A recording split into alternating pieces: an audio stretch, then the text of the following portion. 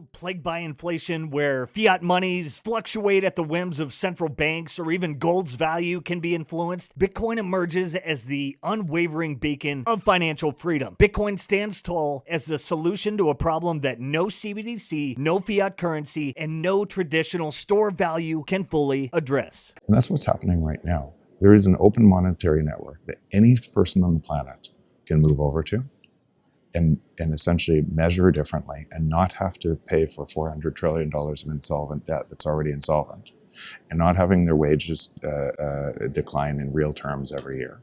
And more people are moving over to it. And once they measure the world from that new system, they see truth, hope, abundance.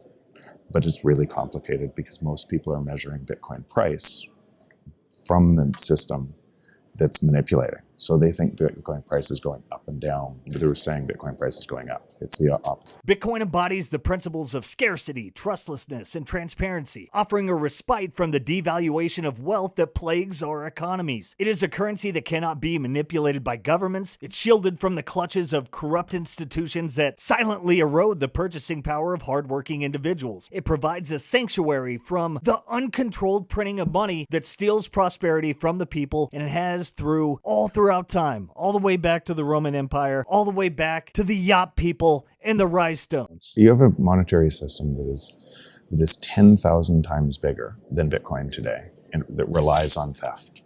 And that theft, if you just looked at a mere reflection of the world, if you had theft in essentially if the emergent complex behavior of society was built on theft, then who would win and who would lose? Probably the biggest cheaters would win. That's people at deceiving you would win, and the people that were speaking truth would lose.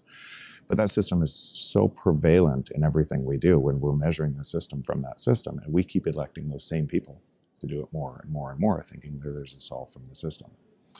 And so you'd have to expect that Bitcoin would have to withstand everything. If a system was that much more powerful, would try everything in its power to break Bitcoin. And every year, Bitcoin gets more decentralized and secure.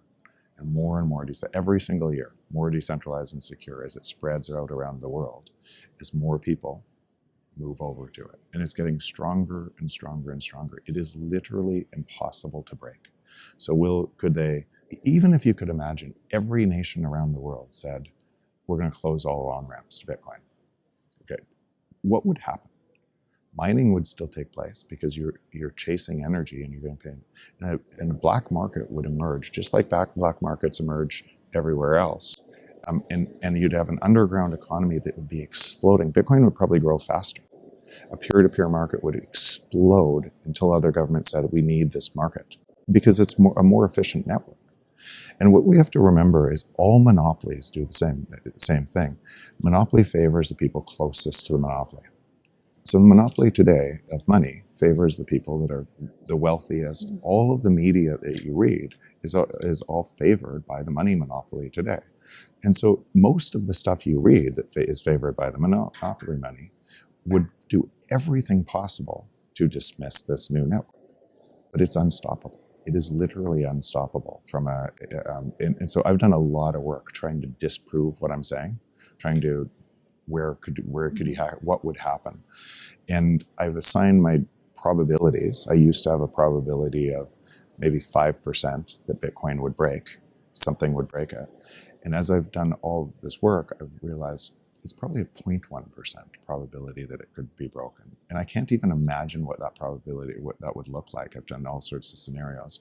And so as I've realized that, this is the system based on truth, and I'm going to just shift all of my time into building to the emergent system that's based on truth. And as I spent more of my time there, you see there's Bitcoiners everywhere in the world. And within organizations that you would think there's no Bitcoiners, they're the most brilliant people inside these organizations. Some of them don't say it publicly because they can't say it publicly.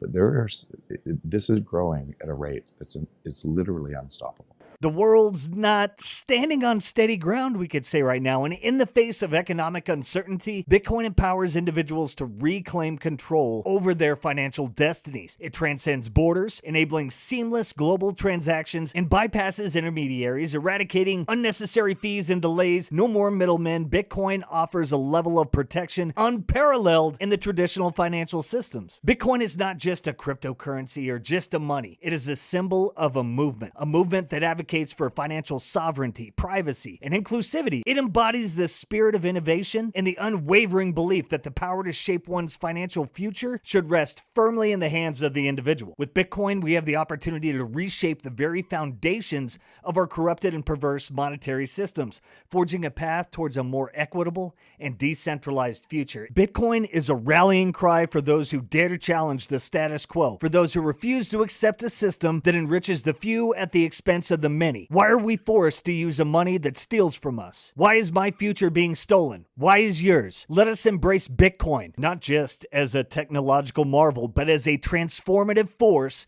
that can liberate us from the shackles of inflation, ushering in a new era of financial empowerment and individual liberty.